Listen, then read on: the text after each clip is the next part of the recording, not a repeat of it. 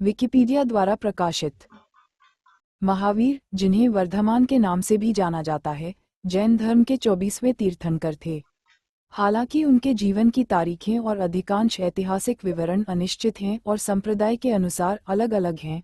इतिहासकार आमतौर पर मानते हैं कि वह 6वीं या 5वीं शताब्दी ईसा पूर्व के दौरान रहते थे, एक प्रोटो जैन समुदाय को पुनर्जीवित और सुधारते थे, और वह गौतम बुद्ध के पुराने समकालीन थे।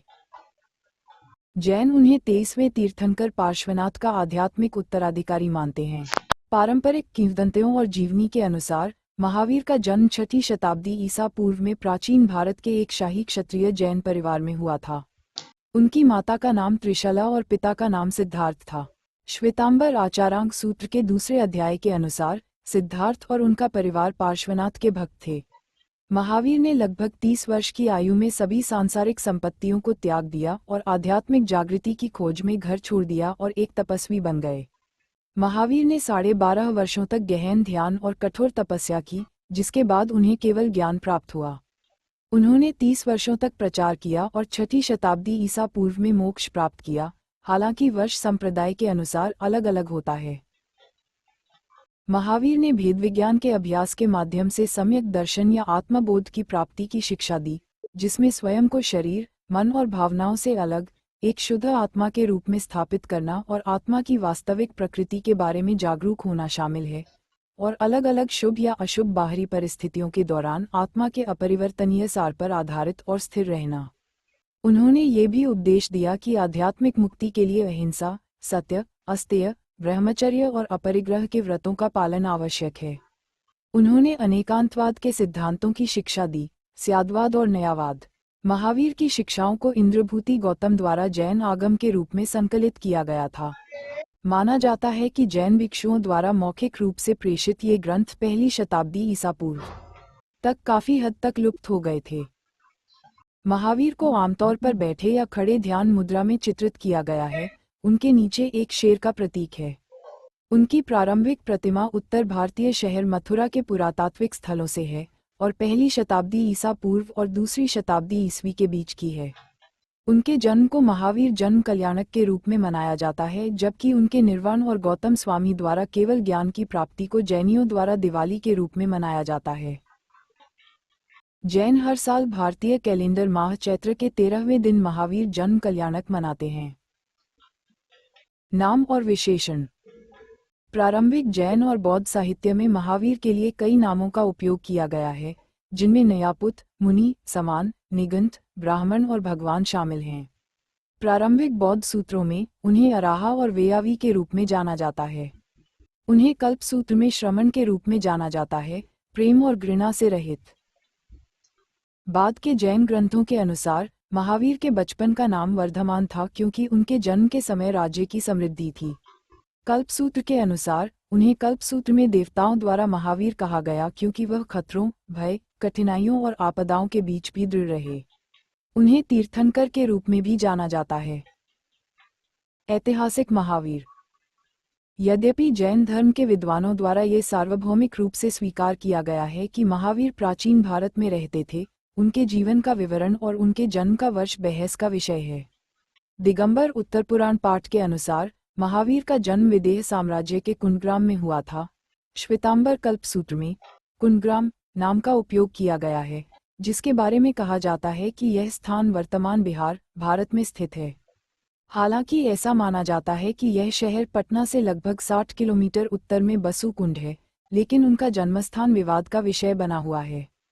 कुछ खातों के अनुसार महावीर ने अपनी भौतिक संपत्ति का त्याग कर दिया और जब वे 28 वर्ष के थे तब उन्होंने घर छोड़ दिया। 12.5 वर्षों तक तपस्वी जीवन व्यतीत किया, जिसमें वे एक समय भी नहीं बैठे, केवल ज्ञान प्राप्त किया और फिर 30 वर्षों तक धर्म का प्रचार किया। जहां उन्होंने उपदेश दिया वह जैन धर्म की 2 प्रमुख परंपराओं, श्वेतांबर और दिगंबर परंपराओं के बीच असहमति का विषय रहा है। यह अनिश्चित है कि महावीर का जन्म कब हुआ और उनकी मृत्यु कब हुई। एक दृष्टिकोण यह है कि महावीर का जन्म 540 बीसी में हुआ था और उनकी मृत्यु 443 बीसी में हुई थी। बौद्ध और जैन ग्रंथों के अनुसार बुद्ध और महावीर को समकालीन माना जाता है, जिसका समर्थन बहुत प्राचीन बौद्ध साहित्य से होता है। प्राकृत भाषा में बरली शिलालेख, जिसके बारे में दावा किया गया है कि इसे 443 बीसी में अंकित किया गया था, में वीरया भगवते चतुरासिति कलश की पंक्ति शामिल है, जिसकी व्याख्या महावीर के निर्वाण के 84 साल बाद उनके 84वें वर्ष में भगवान वीर को समर्पित के रूप में की जा सकती है। हालांकि पुरालेखीय विश्लेषण से पता चलता है कि शिलालेख ईसा पूर्व दूसरी पहली शताब्दी का है और इसकी व्याख्या विवादित रही है। D.C. सरकार और S.R. गोयल जैसे इतिहासकारों ने उस सिद्धांत का खंडन किया है कि शिलालेख विरा निर्वाण संवत में दिनांकित है, ये तर्क देते हुए कि इस युग का उपयोग पहली बार प्रारंभिक मध्ययुगीन काल में किया गया था और संभवतः महावीर की मृत्यु के बाद की सदी में अस्तित्व में नहीं था। जैन परंपरा का एक दृढ़ता से स्थापित हिस्सा ये है कि वीर निर्वाण संवत युग 527 बीसी में शुरू हुआ था। हालांकि कुछ इतिहासकारों का तर्क है, ये बिल्कुल स्पष्ट प्रतीत होता है कि जिस समय इन सूचियों जैन कालानुक्रमिक अभिलेखों को उनके वर्तमान स्वरूप में रखा गया था, महावीर की वास्तविक तिथि या तो पहले ही भुला दी गई थी या कम से कम संदिग्ध थी, और ये राजाओं और राजवंशों की सूची से जुड़ी है, जो बिल्कुल मूल्यहीन है क्योंकि यह शासकों को भ्रमित करती है और इनमें से कुछ शायद समकालीन रहे होंगे और क्रमिक नहीं होंगे जैसा कि उनका प्रतिनिधित्व किया जाता है। 12वीं शताब्दी के जैन विद्वान हेमचंद्राचार्य ने महावीर को 6वीं-5वीं शताब्दी ईसा पूर्व में रखा था। जैन परंपरा के अनुसार 527 बीसी की पारंपरिक तारीख सटीक है। बुद्ध महावीर से छोटे थे और शायद कुछ साल बाद उन्हें निर्वाण प्राप्त हुआ होगा। उनका निर्वाण स्थान पावापुरी वर्तमान बिहार में जैनियों के लिए एक तीर्थ स्थल है। हेमचंद्र के परिशिष्ट पवन में कालक्रम के आधार पर कुछ इतिहासकारों ने महावीर की मृत्यु ईसा पूर्व बताई है, 468-467 ईसा पूर्व या 477 बीसी। अन्य इतिहासकार जो अब गौतम बुद्ध के जीवनकाल के लिए संक्षिप्त कालक्रम का समर्थन करते हैं, का मानना है कि महावीर की पारंपरिक तिथियां भी बहुत जल्दी हैं, लगभग एक शताब्दी तक, क्योंकि महावीर और बुद्ध समकालीन थे। डुंडास का सुझाव है कि महावीर की मृत्यु लगभग 425 बीसी या कुछ साल बाद हुई होगी। जैन परंपरा। जैन ब्रह्मांड विज्ञान के अनुसार 24 तीर्थंकर पृथ्वी पर अवतरित हुए हैं। महावीर अवसर्पिणी के अंतिम तीर्थंकर हैं। तीर्थंकर एक तीर्थ की स्थापना का प्रतीक है, जो जन्म मृत्यु चक्र के समुद्र के पार एक मार्ग है। जन्म। तीर्थंकर महावीर का जन्म इक्ष्वाकु वंश के राजा सिद्धार्थ और लिच्छवी गणराज्य की रानी त्रिशला के शाही क्षत्रिय परिवार में हुआ था। इक्ष्वाकु वंश की स्थापना प्रथम तीर्थंकर ऋषभनाथ ने की थी। जैनियों के अनुसार महावीर का जन्म 599 बीसी में हुआ था। उनकी जन्म तिथि वीरा निर्वाण संवत कैलेंडर युग में चैत्र महीने में उगते चंद्रमा के 13वें दिन पड़ती है। ये ग्रेगोरियन कैलेंडर के मार्च या अप्रैल में आता है और जैनियों द्वारा महावीर जन्म कल्याणक के रूप में मनाया जाता है। परंपरागत रूप से माना जाता है कि क्षत्रिय कुंड सिंधु गंगा के मैदान पर एक प्राचीन शहर वैशाली के पास है। वर्तमान बिहार में इसका स्थान अस्पष्ट है, आंशिक रूप से आर्थिक और राजनीतिक कारणों से प्राचीन बिहार से हुए प्रवास के कारण। जैन ग्रंथों में सार्वभौमिक इतिहास के अनुसार 6ठी शताब्दी ईसा पूर्व में अपने जन्म से पहले महावीर ने कई पुनर्जन्मों को झेला। उनमें 24वें तीर्थंकर के रूप में उनके अंतिम जन्म से ठीक पहले नरक का निवासी, एक शेर और स्वर्गीय क्षेत्र में एक देवता शामिल थे। श्वेतांबर ग्रंथों में कहा गया है कि उनका भ्रूण सबसे पहले एक ब्राह्मण महिला में बना था, जिसे हरि नाइगेमसिन द्वारा सिद्धार्थ की पत्नी त्रिशला के गर्भ में स्थानांतरित किया गया था। दिगंबर परंपरा के अनुयायी भ्रूण स्थानांतरण कथा पर विश्वास नहीं करते हैं।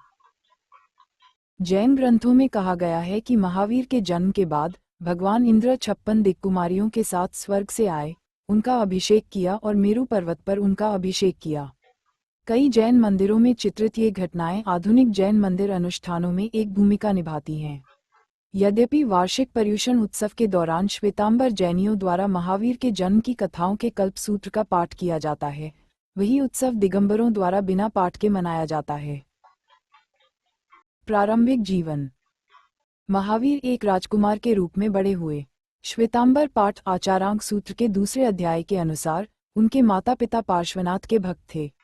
जैन परंपराओं में इस बात को लेकर मतभेद है कि महावीर ने विवाह किया था या नहीं। दिगंबर परंपरा का मानना है कि उनके माता पिता उनका विवाह यशोदा से कराना चाहते थे, लेकिन उन्होंने विवाह करने से इनकार कर दिया। श्वेतांबर परंपरा का मानना है कि उनकी शादी कम उम्र में यशोदा से हुई थी और उनकी एक बेटी प्रियदर्शना थी, जिसे अनोजा भी कहा जाता था। जैन ग्रंथ महावीर को लंबे कद के रूप में चित्रित करते हैं। औपाप्तिका सूत्र में उनकी ऊंचाई 4 हाथ बताई गई है। जैन ग्रंथों के अनुसार वह 24 तीर्थंकरों में सबसे छोटे थे। माना जाता है कि पहले अरिहंत लंबे होते थे। नेमिनाथ या अरिटनमी 22वें तीर्थंकर, जो 1000 साल तक जीवित रहे, के बारे में कहा जाता है कि उनकी ऊंचाई 65 हाथ थी। त्याग। 30 साल की उम्र में महावीर ने शाही जीवन त्याग दिया और आध्यात्मिक जागृति की खोज में एक तपस्वी जीवन जीने के लिए अपना घर और परिवार छोड़ दिया।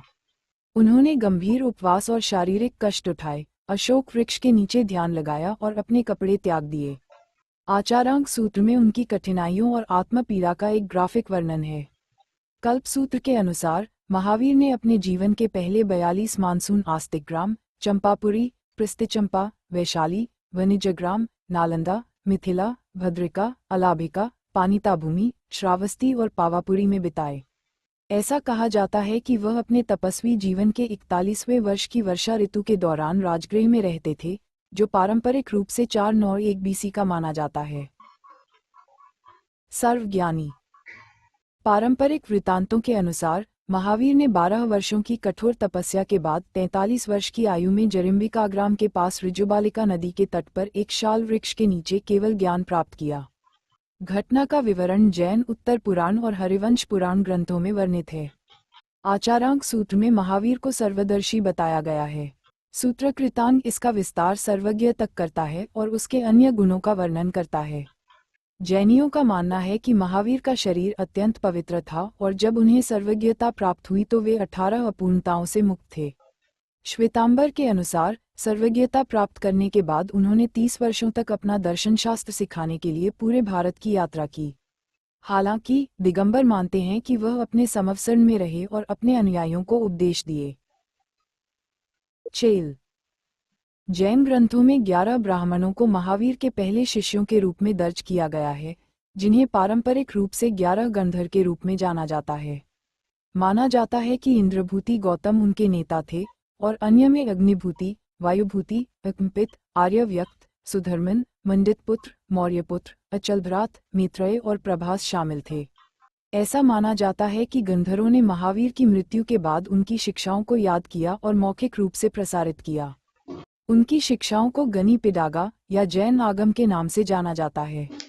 कल्पसूत्र के अनुसार महावीर के पास 14,000 साधु, 36,000 साध्वियां, 159,000 श्रावक और 318,000 श्राविकाएं थीं।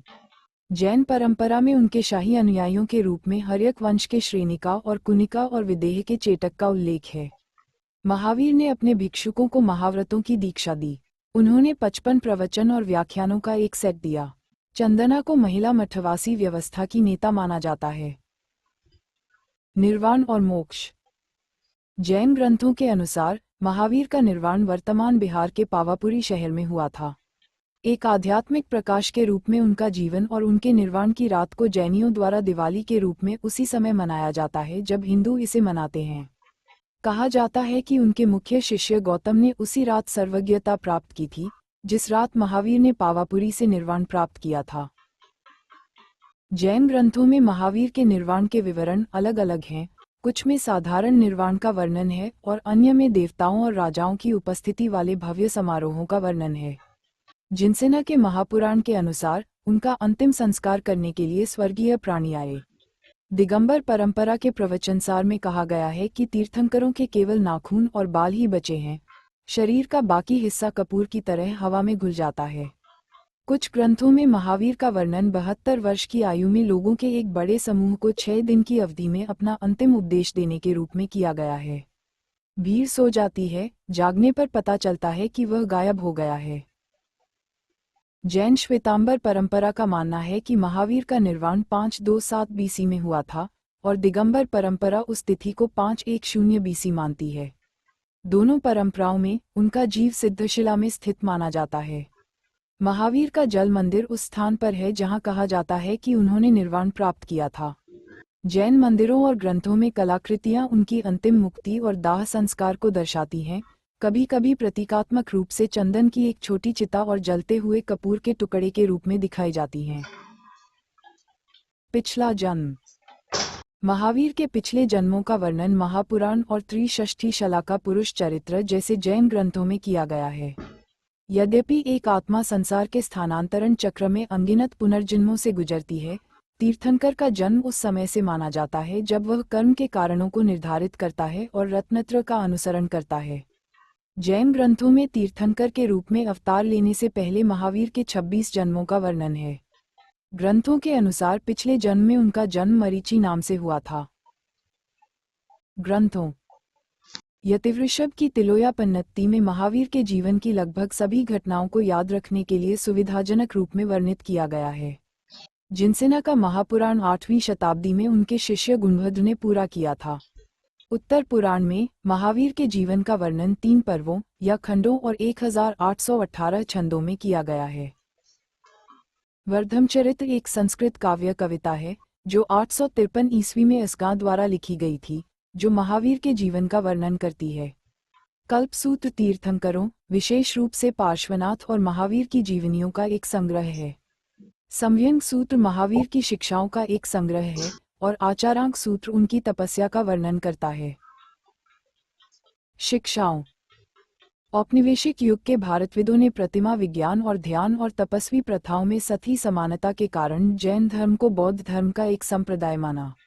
जैसे जैसे विद्वता आगे बढ़ी, महावीर और बुद्ध की शिक्षाओं के बीच मतभेद इतने भिन्न पाए गए कि धर्मों को अलग अलग स्वीकार कर लिया गया। मोरिस विंटनित्स कहते हैं, महावीर ने आत्मा में बहुत विस्तृत विश्वास सिखाया। उनकी तपस्वी शिक्षाओं का परिमाण बौद्ध धर्म या हिंदू धर्म की तुलना में अधिक है और अहिंसा पर उनका जोर अन्य भारतीय धर्मों की तुलना में अधिक है। आगम। महावीर की शिक्षाओं का संकलन उनके गंधर गौतम स्वामी ने किया था। विहित ग्रंथ 12 भागों में हैं। जैन परंपरा के अनुसार लगभग 300 बीसी के बाद महावीर की शिक्षाएं धीरे धीरे लुप्त हो गईं, जब मगध साम्राज्य में भीषण अकाल ने जैन भिक्षुओं को तितर बितर कर दिया। बाद के भिक्षुओं द्वारा इकट्ठा करने, सिद्धांत का पाठ करने और इसे फिर से स्थापित करने का प्रयास किया गया। इन प्रयासों ने महावीर की शिक्षाओं के पाठ में मतभेदों की पहचान की और 5वीं शताब्दी ईस्वी में मतभेदों को सुलझाने का प्रयास किया गया। सुलह के प्रयास विफल रहे। श्वेतांबर और दिगंबर जैन परंपराओं के पास महावीर की शिक्षाओं के अपने अधूरे, कुछ अलग संस्करण थे। सामान्य युग की शुरुआती शताब्दियों में महावीर की शिक्षाओं वाले जैन ग्रंथ ताड़ के पत्ते की पांडुलिपियों में लिखे गए थे। दिगंबरों के अनुसार आचार्य भूतबली मूल सिद्धांत के आंशिक ज्ञान वाले अंतिम तपस्वी थे। बाद में कुछ विद्वान आचार्यों ने महावीर की शिक्षाओं को पुनर्स्थापित, संकलित और लिखा, जो आगम के विषय थे। पहली शताब्दी ईसा पूर्व में आचार्य धरसेना ने आचार्य पुष्पदंत और भूतबली को उपदेश लिखते समय मार्गदर्शन किया था। 2 आचार्यों ने ताड़ के पत्तों पर सबसे पुराने ज्ञात दिगंबर ग्रंथों में से शतखंडागम लिखा। 5 प्रतिज्ञाएं। जैन आगमों में 5 व्रत बताए गए हैं जिनका पालन तपस्वियों और गृहस्थों को अवश्य करना चाहिए। ये नैतिक सिद्धांत महावीर द्वारा प्रचारित किए गए थे। अहिंसा। महावीर ने सिखाया कि प्रत्येक जीवित प्राणी में पवित्रता और गरिमा होती है जिसका सम्मान किया जाना चाहिए, क्योंकि कोई व्यक्ति अपनी पवित्रता और गरिमा का सम्मान करने की अपेक्षा करता है। अहिंसा जैन धर्म का पहला और सबसे महत्वपूर्ण व्रत कार्यों, भाषण और विचार पर लागू होता है। सत्य स्वयं और दूसरों पर लागू होता है। अस्तेय ऐसा कुछ भी नहीं लेना जो दिया न गया हो। ब्रह्मचर्य भिक्षुओं के लिए सेक्स और कामुक सुख से परहेज और गृहस्थों के लिए अपने साथी के प्रति वफादारी। अपरिग्रह आम लोगों के लिए संपत्ति या सांसारिक संपत्ति के प्रति अनासक्ति का दृष्टिकोण, भिक्षुकों के लिए जिनके पास कुछ भी नहीं है। इन सिद्धांतों का लक्ष्य आध्यात्मिक शांति, बेहतर पुनर्जन्म या मुक्ति प्राप्त करना है। चक्रवर्ती के अनुसार ये शिक्षाएं व्यक्ति के जीवन की गुणवत्ता को बेहतर बनाने में मदद करती हैं। हालांकि पॉल डिंडास लिखते हैं कि अहिंसा और संयम पर महावीर के जोर की व्याख्या कुछ जैन विद्वानों द्वारा अन्य प्राणियों को देने या दया करने की योग्यता से प्रेरित नहीं है, नहीं सभी प्राणियों को बचाने के कर्तव्य से, बल्कि निरंतर आत्मा अनुशासन से की गई है। आत्मा की सफाई जो आध्यात्मिक विकास और मुक्ति की ओर ले जाती है। भारतीय परंपराओं में महावीर को उनकी इस शिक्षा के लिए सबसे ज्यादा याद किया जाता है कि अहिंसा सर्वोच्च नैतिक गुण है। उन्होंने सिखाया कि अहिंसा सभी जीवित प्राणियों को कवर करती है और किसी भी रूप में किसी भी प्राणी को चोट पहुंचाने से बुरे कर्म बनते हैं। महात्मा गांधी के अनुसार महावीर अहिंसा पर सबसे बड़े अधिकारी थे। आत्मा। महावीर ने सिखाया कि आत्मा अस्तित्व में है। बौद्ध धर्म में कोई आत्मा नहीं है और इसकी शिक्षाएं अनंतता की अवधारणा पर आधारित हैं। महावीर ने सिखाया कि आत्मा द्रव्य, शाश्वत और फिर भी अस्थायी है। महावीर के लिए ब्रह्मांड की आध्यात्मिक प्रकृति में द्रव्य, जीव और अजीव शामिल हैं। जीव कर्म के कारण संसार से बंधा हुआ है। जैन धर्म में कर्म में क्रियाएं और इरादे शामिल हैं। यह आत्मा को रंग देता है। ये प्रभावित करता है कि मृत्यु के बाद आत्मा का पुनर्जन्म कैसे, कहाँ और कैसे होता है। महावीर के अनुसार कोई निर्माता देवता नहीं है और अस्तित्व की न तो शुरुआत है और न ही अंत। हालांकि जैन धर्म में देवता और राक्षस मौजूद हैं, जिनके जीव जन्म और मृत्यु के एक ही चक्र का हिस्सा हैं।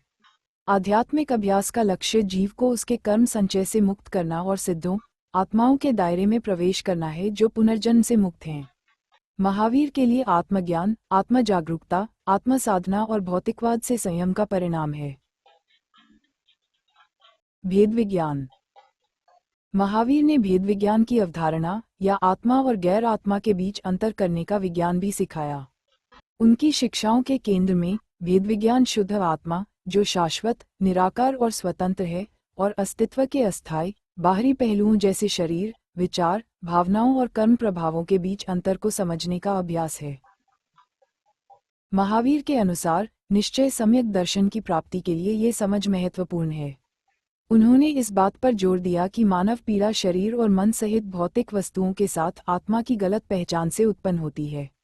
भेद विज्ञान की शिक्षाएं व्यक्ति को ये पहचानने में मार्गदर्शन करती हैं कि वास्तव में वह क्या है और क्या नहीं है, और इस अलगाव के प्रति जागरूक रहती है। शुद्ध आत्मा और जीवन के क्षणिक तत्वों के बीच अंतर करके व्यक्ति वैराग्य विकसित कर सकता है और मुक्ति की ओर बढ़ सकता है। इसे आचार्य कुंतकुंद, आचार्य हरिभद्र, यशोविजय और श्रीमद् राजचंद्र की रचनाओं में विस्तार से बताया गया है। भेद विज्ञान आत्म साक्षात्कार की दिशा में प्रगति में महत्वपूर्ण भूमिका निभाता है। यह आध्यात्मिक जागृति की प्रक्रिया में एक कदम के रूप में कार्य करता है, जहां आकांक्षी पहले गैर आत्मा को साक्षी मानकर अपनी गलत पहचान के प्रति जागरूक हो जाता है और बाद में स्वयं आत्मा के अस्तित्व और वास्तविक स्वरूप के बारे में जागरूक हो जाता है। ये प्रक्रिया अंततः कर्म संबंधी आसक्तियों को नष्ट करते हुए शुद्ध जागरूकता की स्थिति में आत्मा के प्रत्यक्ष अनुभव की ओर ले जाती है। जैन धर्म में इस ज्ञान को सही विश्वास विकसित करने और सम्यक ज्ञान प्राप्त करने की नींव माना जाता है। अनेकांतवाद। महावीर ने अनेकांतवाद का सिद्धांत सिखाया। हालांकि यह शब्द प्रारंभिक जैन साहित्य या आगम में प्रकट नहीं होता है, ये सिद्धांत महावीर द्वारा उनके अनुयायियों द्वारा पूछे गए प्रश्नों के उत्तर में चित्रित किया गया है। सत्य और वास्तविकता जटिल हैं और इनके कई पहलू हैं। वास्तविकता का अनुभव किया जा सकता है, लेकिन केवल भाषा के माध्यम से इसे पूरी तरह से व्यक्त करना असंभव है। संवाद करने के मानवीय प्रयास नाए हैं। भाषा स्वयं सत्य नहीं है, बल्कि उसे व्यक्त करने का एक साधन है। महावीर के अनुसार सत्य से भाषा लौटती है, इसके विपरीत नहीं। कोई स्वाद के, सच्चाई का अनुभव कर सकता है, लेकिन भाषा के माध्यम से उस स्वाद को पूरी तरह से व्यक्त नहीं कर सकता है। अनुभव को व्यक्त करने का कोई भी प्रयास स्यात् है, कुछ मायनों में वैध, लेकिन फिर भी शायद सिर्फ एक परिप्रेक्ष्य, अधूरा। आध्यात्मिक सत्य भी कई पहलुओं के साथ जटिल हैं और भाषा उनकी बहुलता को व्यक्त नहीं कर सकती है, हालांकि उन्हें प्रयास और उचित कर्म के माध्यम से अनुभव किया जा सकता है। महावीर के अनेकांतवाद सिद्धांत को समानफल सुत्त जैसे बौद्ध ग्रंथों में भी संक्षेपित किया गया है, और यह महावीर और बुद्ध की शिक्षाओं के बीच एक महत्वपूर्ण अंतर है। बुद्ध ने ये है या यह नहीं है कि चरम सीमाओं को अस्वीकार करते हुए मध्य मार्ग की शिक्षा दी। महावीर ने ये है और यह नहीं है दोनों को सामंजस्य और शायद की योग्यता के साथ स्वीकार किया। जैन आगम सुझाव देते हैं कि आध्यात्मिक दार्शनिक प्रश्नों का उत्तर देने के लिए महावीर का दृष्टिकोण योग्य हाँ था। इस सिद्धांत का एक संस्करण प्राचीन भारतीय दर्शन के आजीविका स्कूल में भी पाया जाता है। ढुंडास के अनुसार अनेकांतवाद सिद्धांत की व्याख्या कई जैनियों द्वारा सार्वभौमिक धार्मिक सहिष्णुता को बढ़ावा देना, बहुलता और एक अन्य नैतिक धार्मिक पदों के प्रति सौम्य रवैया के रूप में की गई है। हालांकि ये जैन ऐतिहासिक ग्रंथों और महावीर की शिक्षाओं को गलत तरीके से पढ़ता है। महावीर की कई स्पष्टता कई परिप्रेक्ष्य की शिक्षाएं वास्तविकता और मानव अस्तित्व की प्रकृति के बारे में एक सिद्धांत हैं, न कि जानवरों की बलि देने या अविश्वासियों के खिलाफ हिंसा को शायद सही के रूप में सहन करने के बारे में नहीं। जैन भिक्षुओं और ननों के लिए 5 प्रतिज्ञाएं सख्त आवश्यकताएं हैं, जिनमें कोई शायद नहीं है। महावीर का जैन धर्म त्यागी जैन समुदायों से परे बौद्ध धर्म और हिंदू धर्म के साथ सह अस्तित्व में था, लेकिन प्रत्येक धर्म अपने प्रतिद्वंद्वियों की ज्ञान प्रणालियों और विचारधाराओं का अत्यधिक आलोचक था। लिंग जैन धर्म में ऐतिहासिक रूप से विवादास्पद दृष्टिकोण का श्रेय आंशिक रूप से महावीर और उनके तपस्वी जीवन को दिया जाता है। उन्होंने त्याग की निशानी के रूप में कपड़े नहीं पहने। यह विवादित था कि क्या एक महिला भिक्षुक तपस्या के माध्यम से पुरुष भिक्षुक की तरह आध्यात्मिक मुक्ति प्राप्त कर सकती है। दिगंबर संप्रदाय का मानना था कि एक महिला अपने लिंग के कारण पूरी तरह से तपस्या करने में असमर्थ है और आध्यात्मिक मुक्ति प्राप्त नहीं कर सकती है। वह अधिक से अधिक एक नैतिक जीवन जी सकती है ताकि उसका एक पुरुष के रूप में पुनर्जन्म हो। महावीर ने स्त्री पुरुष समानता का उपदेश दिया था। श्वेतांबरों ने महावीर की शिक्षा की व्याख्या दोनों लिंगों को मोक्ष की संभावना के साथ भिक्षुक तपस्वी जीवन जीने के लिए प्रोत्साहित करने के रूप में की है। पुनर्जन्म और अस्तित्व के क्षेत्र पुनर्जन्म और अस्तित्व के क्षेत्र महावीर की मौलिक शिक्षाएं हैं। अचरंगा सूत्र के अनुसार महावीर का मानना था कि जीवन असंख्य रूपों में मौजूद है, जिसमें जानवर, पौधे, कीड़े, पानी के शरीर, आग और हवा शामिल हैं। उन्होंने सिखाया कि एक भिक्षु को उनमें से किसी को भी छूने या परेशान करने से बचना चाहिए और कभी भी तैरना नहीं चाहिए, आग नहीं जलानी चाहिए या हवा में अपने हथियार नहीं लहराने चाहिए। ऐसे कार्य पदार्थ की उन अवस्थाओं में रहने वाले अन्य प्राणियों को घायल कर सकते हैं। महावीर ने उपदेश दिया कि अस्तित्व की प्रकृति चक्रीय है और आत्मा का मृत्यु के बाद त्रिलोक में से एक में पुनर्जन्म होता है, स्वर्गीय, नारकीय या अस्तित्व और पीड़ा के सांसारिक क्षेत्र। मनुष्य का पुनर्जन्म उसके कर्मों के आधार पर मनुष्य, पशु, तत्व, सूक्ष्म जीव या अन्य रूप में पृथ्वी पर या स्वर्गीय क्षेत्र में होता है। कुछ भी स्थायी नहीं है। प्रत्येक व्यक्ति अपने पिछले जीवन के कर्मों के आधार पर मरता है और पुनर्जन्म लेता है। जिन केवल ज्ञान तक पहुंच चुके हैं उनका पुनर्जन्म नहीं होता है। वे सिद्ध लोगों के दायरे में प्रवेश करते हैं। परंपरा वंशावली कभी कभी गैर जैनियों द्वारा महावीर को जैन धर्म का संस्थापक कहा जाता है, लेकिन जैनियों का मानना है कि पिछले 23 तीर्थंकरों ने भी इसका समर्थन किया था। महावीर को पार्श्वनाथ के वंश में उनके आध्यात्मिक उत्तराधिकारी और श्रमण संघ के परम नेता के रूप में रखा जाता है। जैन परंपरा के अनुसार पार्श्वनाथ एक तीर्थंकर थे जिनका जन्म महावीर से 273 वर्ष पहले हुआ था, जिसका अर्थ है कि वे लगभग 9वीं या 8वीं शताब्दी ईसा पूर्व में रहते थे। हालांकि कुछ विद्वानों ने सुझाव दिया है कि पार्श्वनाथ और महावीर वास्तव में परंपरा के दावों की तुलना में समय के करीब थे, और यह कि पार्श्व 6ठी शताब्दी ईसा पूर्व की शुरुआत से पहले अपना तपस्वी करियर शुरू नहीं कर सकते थे, और हो सकता है कि वर्धमान यानी महावीर द्वारा अपना उपदेश करियर शुरू करने से कुछ दशक पहले ही उनका निधन हो गया हो। जैन ग्रंथों से पता चलता है कि महावीर के माता पिता पार्श्वनाथ के भक्त थे। जब 6ठी शताब्दी ईसा पूर्व में महावीर ने जैन समुदाय को पुनर्जीवित किया तो अहिंसा पहले से ही एक स्थापित सख्ती से मनाया जाने वाला नियम था। पार्श्वनाथ के अनुयायियों ने अहिंसा का पालन करने की शपथ ली। ये दायित्व उनके कौजमा धम्म का हिस्सा था। ढुंडास के अनुसार जैनियों का मानना है कि पार्श्वनाथ की वंशावली ने महावीर को प्रभावित किया। पार्श्वनाथ बाधाओं को दूर करने वाले और बचाने की क्षमता रखने वाले के रूप में एक लोकप्रिय प्रतीक हैं। उनकी छवि जैन मंदिर भक्ति का केंद्र है।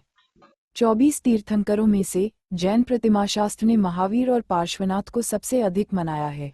मथुरा पुरातात्विक स्थल पर खोजी गई मूर्तियां पहली शताब्दी ईसा पूर्व की बताई गई हैं। मोरिस विंटनिट्स के अनुसार महावीर को मौजूदा जैन संप्रदाय का सुधारक माना जा सकता है, जिसे निगंथ के नाम से जाना जाता है, जिसका उल्लेख प्रारंभिक बौद्ध ग्रंथों में किया गया था। दावा किया गया है कि बर्ली शिलालेख 443 बीसी का है, जिसमें विराया भगवते चतुरासिति कलश की पंक्ति शामिल है, जिसकी व्याख्या भगवान वीर को उनके 84वें वर्ष में समर्पित के रूप में की जा सकती है, लेकिन शिलालेख की तिथि पुरालेख के आधार पर पहली शताब्दी ईसा पूर्व होने की अधिक संभावना है और इसकी व्याख्या विवादित रही है। डी.सी. सरकार और एस.आर. गोयल जैसे इतिहासकारों ने उस सिद्धांत का खंडन किया है कि शिलालेख विरा निर्वाण संवत में दिनांकित है, ये तर्क देते हुए कि इस युग का उपयोग पहली बार प्रारंभिक मध्ययुगीन काल में किया गया था और संभवतः महावीर की मृत्यु के बाद की सदी में अस्तित्व में नहीं था। समारोह। महावीर से जुड़े दो प्रमुख वार्षिक जैन त्योहार महावीर जन्म कल्याणक और दिवाली हैं। महावीर जन्म कल्याणक के दौरान जैन लोग महावीर के जन्म को अवसर्पिणी के 24वें और अंतिम तीर्थंकर के रूप में मनाते हैं। महावीर जन्म कल्याणक के दौरान महावीर के जीवन की 5 शुभ घटनाओं को दोहराया जाता है। दिवाली महावीर के निर्वाण की सालगिरह का जश्न मनाती है और इसे हिंदू त्योहार के रूप में भी मनाया जाता है। दिवाली जैनियों के लिए नए साल का प्रतीक है। पूजा। सामंतभद्र का स्वयंभू स्तोत्र 24 तीर्थंकरों की प्रशंसा करता है और इसके 8 श्लोक महावीर की प्रशंसा करते हैं। ऐसा ही एक श्लोक पढ़ता है, हे जिन भगवान, सांसारिक अस्तित्व के सागर को पार करने के लिए एक संभावित आकांक्षी के लिए आवश्यक गुणों को उजागर करने वाला आपका सिद्धांत इस संघर्षग्रस्त समय में भी सर्वोच्च है। जिन सिद्ध ऋषियों ने संसार में प्रसिद्ध तथाकथित देवताओं को अमान्य कर दिया है और सभी दोषों के चाबुक को निष्प्रभावी कर दिया है, वे आपके सिद्धांत की पूजा करते हैं। सामंतभद्र की युक्त्यानुशासन 64 छंदों वाली कविता है जो महावीर की भी प्रशंसा करती है। प्रभाव। Michael H. हॉट ने अपनी 1978 की पुस्तक the 100 A ranking of the most influential persons in history में उन्हें बुद्ध और अशोक के नीचे 100वां स्थान दिया। पैंथियन के 2024 ऐतिहासिक लोकप्रियता सूचकांक के अनुसार महावीर सभी समय के सबसे प्रसिद्ध भारतीय लोगों में 19वें स्थान पर हैं। महावीर की शिक्षाएं प्रभावशाली थीं। रविंद्रनाथ टैगोर के अनुसार महावीर ने भारत में घोषणा की कि धर्म एक वास्तविकता है, न कि केवल एक सामाजिक परंपरा। ये वास्तव में सच है कि केवल बाहरी अनुष्ठानों का पालन करने से मुक्ति नहीं मिल सकती। धर्म मनुष्य में कोई भेद नहीं कर सकता। रविंद्रनाथ टैगोर। महावीर के निर्वाण की 2500वीं वर्षगांठ से जुड़ा एक कार्यक्रम 1974 में आयोजित किया गया था। संभवतः पश्चिम में बहुत कम लोग जानते हैं कि इस वर्षगांठ वर्ष के दौरान उनके लंबे इतिहास में पहली बार श्वेतांबर, दिगंबर और स्थानकवासी संप्रदायों के भिक्षुक एक ही मंच पर इकट्ठे हुए, एक सामान्य ध्वज और प्रतीक पर सहमत हुए और समुदाय की एकता लाने का संकल्प लिया। वर्ष के 4 धर्म चक्रों की अवधि के दौरान तीर्थंकर महावीर के समवसरण के प्राचीन प्रतीक के रूप में एक रथ पर रखा गया पहिया भारत के सभी प्रमुख शहरों में घूमा और बलि या अन्य धार्मिक उद्देश्यों के लिए जानवरों के वध के खिलाफ विभिन्न राज्य सरकारों से कानूनी मंजूरी प्राप्त की, एक अभियान जो उनके पूरे इतिहास में जैनियों का एक प्रमुख चिंता का विषय रहा है। पद्मनाभ जैनी। शास्त्र। महावीर को आमतौर पर बैठे हुए ध्यान मुद्रा में चित्रित किया गया है। उनके नीचे एक शेर का प्रतीक है। प्रत्येक तीर्थंकर का एक अलग प्रतीक होता है जो उपासकों को समान मूर्तियों में अंतर करने की अनुमति देता है। महावीर का सिंह प्रतीक आमतौर पर उनके पैरों के नीचे खुदा हुआ है। सभी तीर्थंकरों की तरह श्वेतांबर परंपरा में उन्हें श्रीवत्स के साथ चित्रित किया गया है।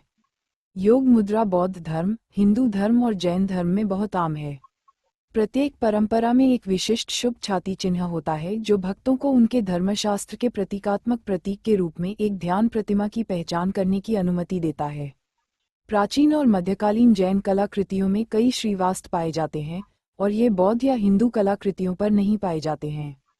और दिगंबर परंपरा में आंखें नीचे की ओर होती हैं, जबकि श्वेतांबर परंपरा में ये पूरी तरह खुली होती है। महावीर की प्रारंभिक प्रतिमा उत्तर भारतीय शहर मथुरा के पुरातात्विक स्थलों से प्राप्त हुई है, जो पहली शताब्दी ईसा पूर्व से दूसरी शताब्दी ईस्वी तक की है। उनकी छाती पर श्रीवत्स चिन्ह और उनकी ध्यान मुद्रा कुषाण साम्राज्य युग की कलाकृति में दिखाई देती है। दिगंबर और श्वेतांबर परंपराओं के बीच महावीर के चित्रण में मतभेद 5वीं शताब्दी के अंत में दिखाई देते हैं। जॉन कॉट के अनुसार शिलालेखों के साथ जिना प्रतिमा विज्ञान का सबसे पहला पुरातात्विक साक्ष्य इसके डेटा योग्य ग्रंथों से 250 साल पहले का है। महावीर की कई छवियां 12वीं शताब्दी और उससे पहले की बताई गई हैं। तमिलनाडु के थेनी जिले के सुंदरराजपुरम की एक गुफा में एक प्राचीन मूर्ति मिली है। चेन्नई के एक जैन विद्वान के अजितादोस ने इसे 9वीं शताब्दी का बताया। जीवंत स्वामी महावीर को एक राजसी राज्य के रूप में प्रस्तुत करते हैं, जिन्हा को कायोत्सर्ग मुद्रा में मुकुट और आभूषण पहने हुए दर्शाया गया है।